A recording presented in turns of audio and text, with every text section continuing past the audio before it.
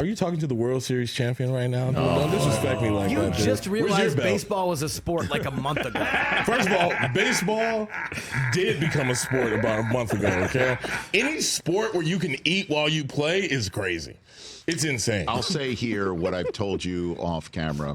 Although I don't know if when you popped on the other day, I might have said it, but it was screwed. When your dad came out before Game 2 of the World Series, I'm like, this is over.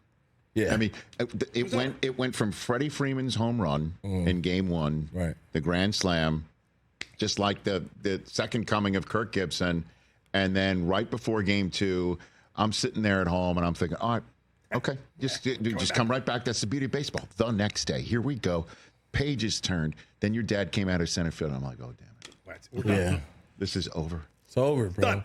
And I just talked about D'Angelo Russell and how crazy that situation is. Yeah. Think about how crazy it is for Fat Joe to be at home watching the World Series, get a call. Your favorite team wants you to perform at the World Series. Mm-hmm. You do it, and now they hate you. That's insane. It didn't go well for Fat Joe. Oh, now they it's like a thing where they hate that you came. Now, is that because it wasn't as good as your dad, or because of what happened after? It's because they lost. And you stepped on the mound. It's not his fault. You stepped on the mound and kicked the dirt and all this stuff that you're supposed to know. I'm not a baseball fan, and I know not to do that. And then during the fifth inning, they showed him on the Jumbotron right before the Dodgers made their run. So they hate your guts. If the Lakers hated me, I don't know what I'd do, dude. I'd move.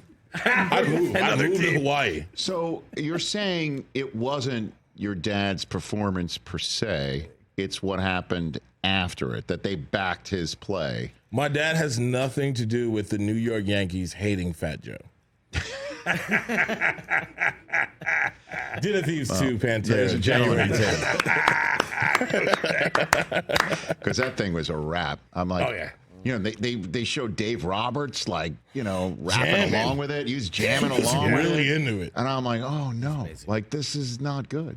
Yeah. And then, first pitch happened, and it can confirm it was not good. I'm glad you felt like that. I hate baseball because I'm just nervous the entire game. To be nervous for 3 hours is insane. And it's with basketball and football, I can watch the defense make adjustments and be like, okay, we're in the vibe, we're killing it. Yes. Baseball, I'm just hope this guy doesn't hit it. Yeah, hope this guy doesn't hit it. And then it's the slow drip. Yeah. Where there's not really a slow there's no clock. Again, in a college football playoff game or a professional football playoff game, if somebody gets a first down, from their own 20-yard line on their own 30, you're not sitting there thinking this thing's over. No. Right. There's still 70 more yards you got to defend, or 30 more yards, and you settle for a field goal, and you feel good about giving up points. Yeah. In baseball, in baseball playoffs, somebody in the second inning gets on first base at a leadoff walk. You're like, this game's over. And the season's over. Wrap, dude. The season's over. That guy's going to score, and this thing's just going to be terrible, and we're not going to score for another 3.5 hours, and it's true. It's amazing how that is. Before the Freddie Grand Slam, God. I was thinking here we go again. I have to listen to LA radio talk about how we blew game 1 and just nonsense, because I say I'm not a baseball fan because I'm being real. But there were times where I put my heart into the Dodgers. That Agon team with Ethier and Kemp, and that's when I was really invested, and I would watch Kershaw year after year get dragged through the mud. So to finally get to a spot where I'm the villain, I'm the super team that everybody hates, it feels so good. Yeah. It's so good, and I hope we get everybody. Well, if you had gotten Soto, the baseball should have just closed up shop. I threw that to TJ. I had to give TJ something. Appreciate it. It's my dog. And I accepted it. This guy. Let me tell you who didn't love it is Rich. Well, the reason why I didn't love it. He was on one. Right. Bridge beef. No. Bridge beef. Let me fill in a couple blanks here. Okay.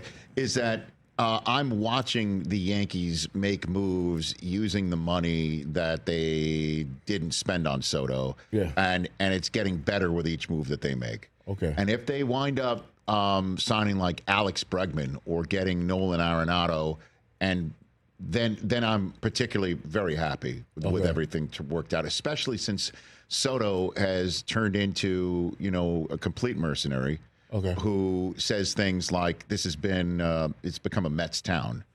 Wow. Like, like it's a Mets town now in New York. That is disrespectful. Like, imagine this. Hold on a minute. Imagine, let's just say, Anthony Davis. Okay. Somebody who's Anthony Davis 2 years ago. New to your team. Let's say, coming out of the COVID bubble. Let's say you didn't win the championship. You just got to the final and didn't win it. Okay. Yeah. Let's just say that. And then he winds up leaving on a free agency tour, goes to the Clippers, and says, I'm psyched because it's a Clipper town. How would you feel about that? I had he's just new to the Los Angeles sports scene. Yeah, just disgusting. surfed into it. Yeah, disgusting. How would you feel? He would be a beautiful piece of garbage. Here you go. Immediately. But why didn't the Yankees use their money from the mafia to pay for Juan Soto? Well, listen, I don't know what you mean by the mafia. Stop it. I'm completely unfamiliar with your terminology. You're confusing me, as a matter of fact. But the Mets have a richer owner who has, I feel you, because they try to throw what's y'all owner name? Uncle Steve Cohen.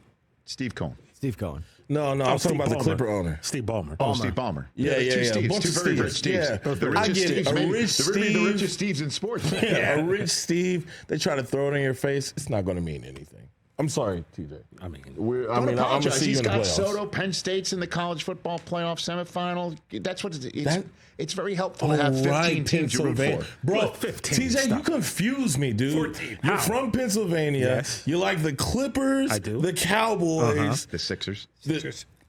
Georgetown, Florida State. Yeah, all these. You're all over the place. Why not?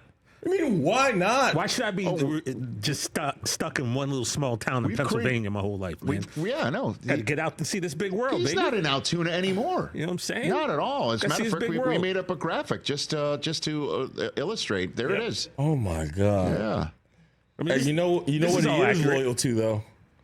The No Contest Wrestling Podcast. Your boy. All day. But that graphic was disgusting, TJ. Hey, What's going on, dude? Catch the Rich Eisen Show every single day on the Roku channel, 12 to 3 Eastern, for free.